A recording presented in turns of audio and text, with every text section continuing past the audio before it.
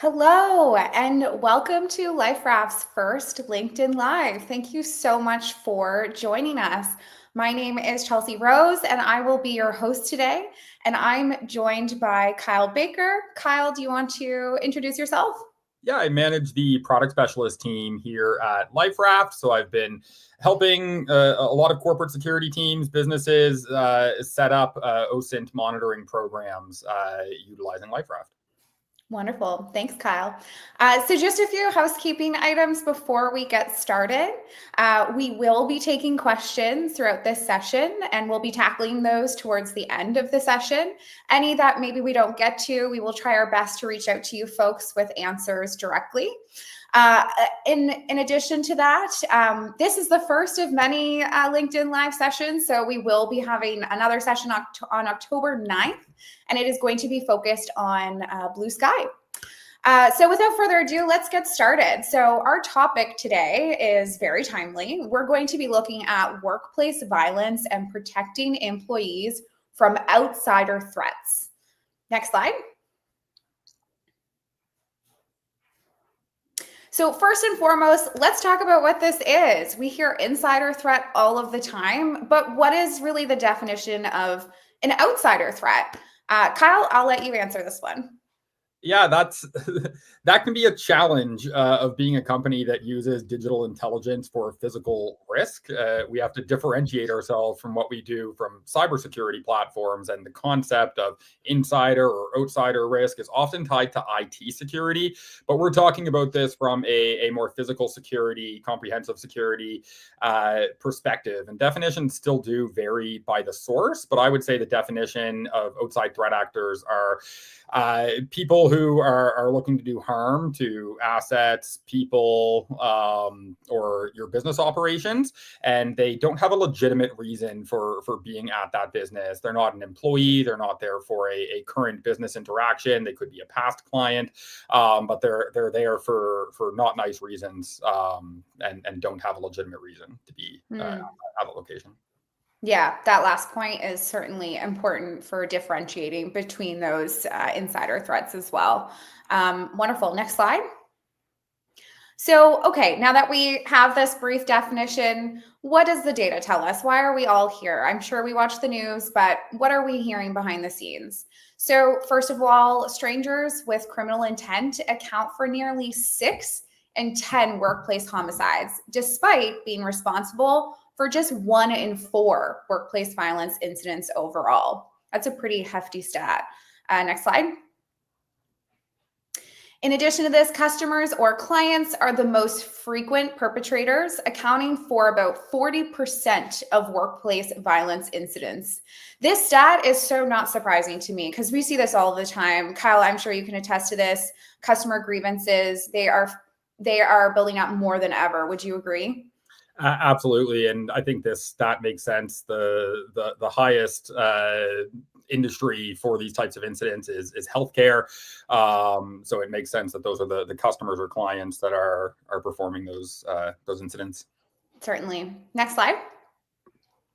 And this probably won't be surprising to anyone, but between 2020 and 2024, the FBI documented 223 active shooter incidents nationwide, which was a 70% increase compared to the previous 5-year period. Kyle, I'm sure that's not surprising to you. What do you think? I do find it a little bit surprising, considering that 2020 was the start of the COVID lockdowns, and it still managed to have such a large increase over the previous 5-year period. So that does surprise me a little bit with that window. Wow, that's such a good point and not something I was thinking of. Yeah, crazy. All right, next slide. So, okay, we've established, why outsider threat is important to security teams. Let's talk about some tips for combating outsider threat. So, Kyle, you obviously work with a lot of our customers and you've gained a lot of knowledge over the years in terms of ways to help with this. So, let's talk about those in our next slide here. So in terms of threats, we have here known threats versus unknown threats. Kyle, tell us a little bit about what you mean by this. Yeah, I think the workflows are very different from discovering threats that you're not already aware of at some level, to ones that are flagged to you by customer contact centers or by your HR team.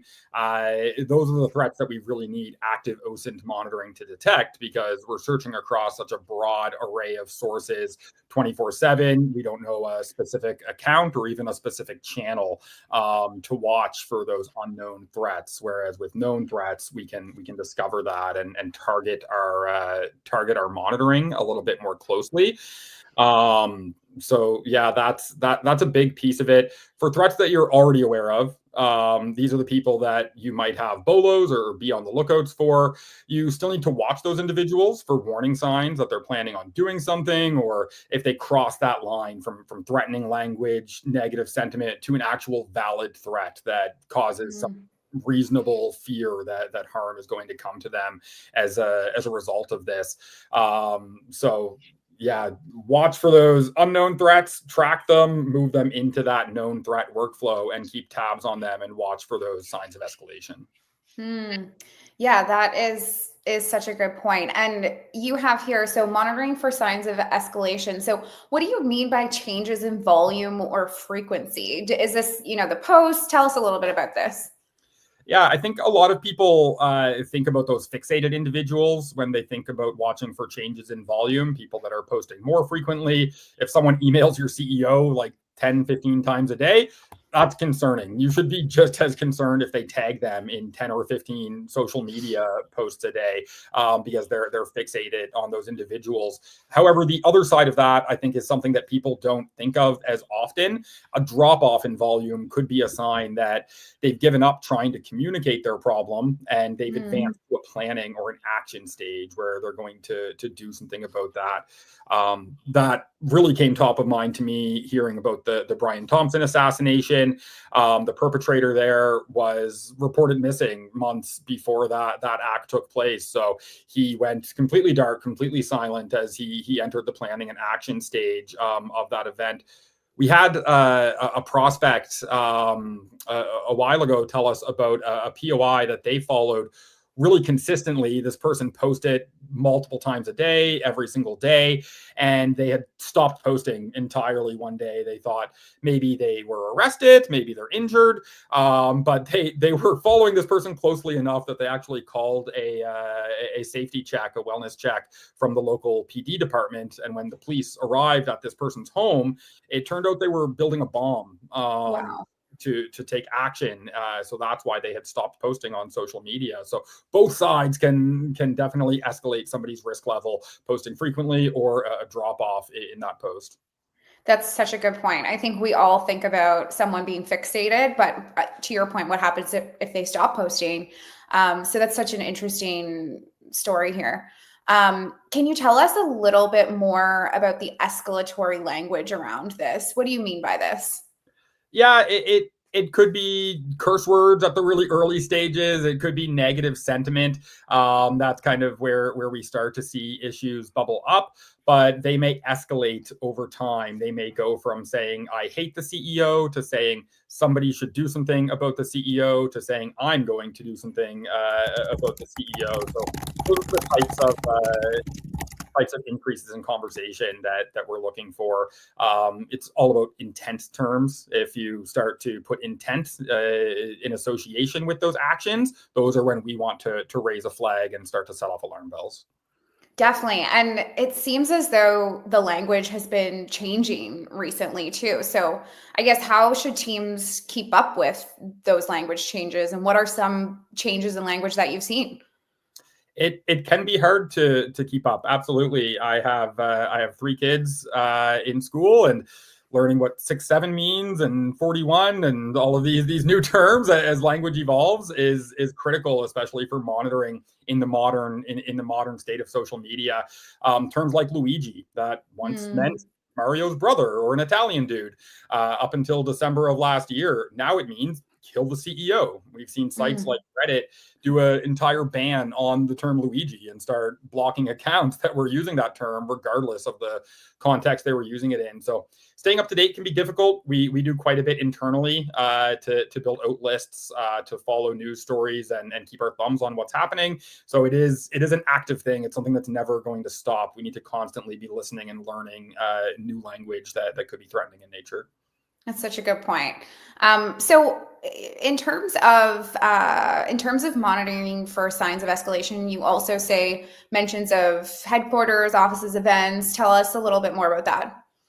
Yeah, if people are talking about your headquarters, your assets, and they're not already on your BOLO list, your threat actor list, those are easy flags. If your headquarters is in San Francisco and your POI you're watching is in Dallas, and they start posting about San Francisco, about headquarters, about a plane ticket, you should start to pay attention to those cues, because they may be gaining proximity to your site, to your protectees, that can then increase your risk level and may cause you to need to adjust your security posture based on what you learn. I always say if somebody's talking about your headquarters, they're probably not planning on sending you flowers. That's a really easy way to catch some of those direct threats.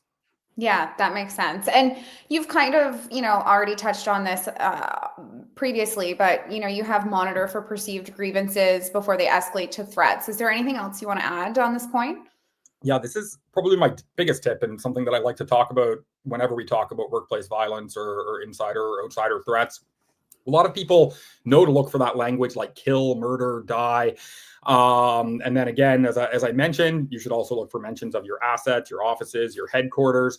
But where threats really start to stem from is perceived grievances. If somebody perceives that you are a threat or have done harm to their personal health, their family's health, their financial health, and they hold you or your brand or your executives responsible for that's what turns into threats. And if we catch them at the grievance stage, we can do something about it at that point. We don't know how many threats have been disarmed and redirected by good customer service and good response to them when they first have those issues, and stop them from bubbling up.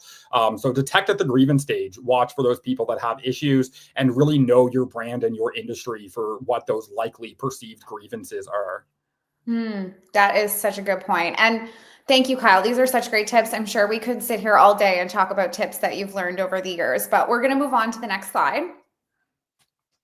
And we're going to talk a little bit more about things that folks in security can do to help them even further. So tools and technology and what they should really be looking out for.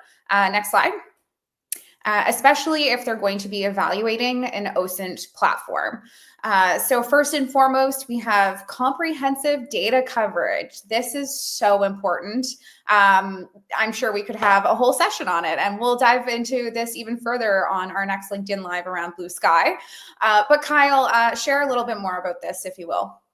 I mean, the social networks are constantly expanding, and you don't know which ones the threats are going to appear in. It doesn't matter if they have 6 million users or 500 daily users. There's still the potential for threats to come from some of those more niche platforms, especially because a lot of the newer ones are anti-censorship. So they don't have auto moderation. They don't have limitations on the things that you can say, and the internal processes for watching and monitoring for those. So it's really important to watch for those emerging networks and follow where the conversations are shifting.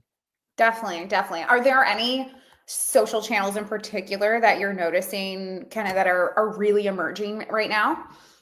Definitely Blue Sky. There's a reason that we've chosen that one for the next session. A big portion of the X users have shifted to Blue Sky. Even a lot of official accounts, our local accounts here in Halifax, have shifted from X over to Blue Sky. So as far as like size, Blue Sky is definitely the one to watch.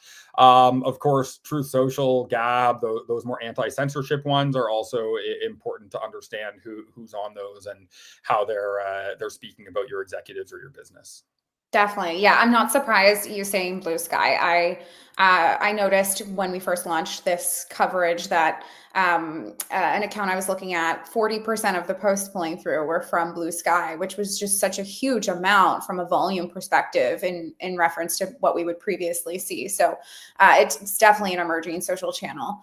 All right, moving on to the second point here. So tell us a little bit more about real-time monitoring and alerts. I feel like this is a given, but tell us why this is important. Yeah, there's no point in detecting a post saying I'm on my way to your HQ if they're already arrived and left. So unless you can afford 24/7 analysts to monitor feeds all day long, you're going to want a tool that automates this for you and also alerts you when something's happening, because you can't keep eyes on those feeds all the time. So you really need it to yell at you when it needs your attention. Definitely, definitely. Okay, number three, AI-driven analysis and threat detection. Yeah, for this one, I think AI is something that's really changing the OSINT industry. Now that it's at a point where we can start to trust it, we can really understand the results that are coming back. Not everything needs to be manually assessed anymore. AI used to have a hard time understanding the semantics of a post, but it's now at a point where it can detect sarcasm versus anger and help you classify and cluster and report and summarize on all of that content as it's being collected. So AI is a must-have, I think, in all tools in 2025. Yeah, I totally agree. It's really not meant to replace, your analysts validating information, but it's really meant to avoid that alert fatigue and help your team be as efficient as possible. So completely agree there. This kind of goes hand in hand with when we're talking about AI. It's a concern that comes up a lot. So tell us a little bit about data privacy and legal compliance. That's definitely something that has been at the forefront of our minds as we implement AI into the LifeRaft platform. If you're using unpaid AI, if you're using anything that's free, if you're not paying for the product, you are the product. So they're likely using your searches to train their content. You don't want to train an AI model on what your CEO's address is and their social security number, or a secret affair that you're waiting for the news to drop around. So yes, understand your AI tools, privacy policies, make sure they're not training your data, vet them through your IT teams and the professionals that are really, really good at that. But yeah, understand that data privacy and legal compliance. If it's free or if it's cheap, there's probably a reason behind that. Yeah, that is so fair. Okay, finally here, before we get to questions, ease of use and collaboration. This one's probably my favorite because it's why a lot of our clients have joined the LifeRaft family. It has to be usable, it has to be flexible for your team and their unique needs. Analyst roles can also have a really high turnover rate. So you want a platform that doesn't have a cumbersome learning curve, that you don't need to be a data scientist to get value out of. And I think that's something that we've really kept in mind here at LifeRaft is the user experience. Awesome. Well, these are great tips for evaluating an OSINT platform. Thank you, Kyle. Next slide. I think we're moving on to questions here. Wonderful. Okay. So like I said, if we don't get to your questions today, please feel free to ask away in the comments and we will reach out to you directly. But let's kick off with a few questions. So we do have a question in the chat here. And we're looking at, is LifeRaft able to detect emojis like it can keywords, such as someone making a post mentioning an executive along with a water gun emoji or a skull emoji or something similar?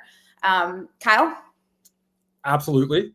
We need to be able to listen in the ways that people communicate online, and emojis is a big part of that. So 100% we convert emojis into text, so that if you enter the term gun, enter the term pistol, and that's part of the text code for that emoji, then yes, absolutely, we'll collect those for you. Awesome. Thanks, Kyle. Okay, another question from the chat. Aside from spotting pre-attack signals, do you see a role for OSINT to help clients manage specific types of targeted violence? If you're referring to active situations, Definitely. We need to make decisions really quickly when there is an incident nearby. So having a tool that is real time, that is pulling in that OSINT information so you understand things like severity of the incident, location of the incident, if there's any on the ground footage, images, reports that may be useful in your security decisions when that's happening. 100%. We've also had a lot of interest from clients from certain industries, certain groups that do experience that type of targeted violence, that can listen for the perceived grievances in those cases are typically racist, sexist, homophobic kind of approach. So when we're listening for grievances, we may want to keep our eye out for that type of language that could stem into a threat from those more hate motivated attacks. Thanks, Kyle. And for the person who asked that question, if you want to reach out to us directly with a specific use case you might have in mind with that, we can answer a little more directly with what you're looking for. Unfortunately, that's all we have time for today. I apologize, we're running short on time. There are a few other questions, so we will reach out to you directly if we can, but of course, feel free to get in touch. Kyle, as always, thank you so much for your subject matter expertise. I'm Chelsea again, your host. It's been a pleasure, and I hope you all have a great rest of your day.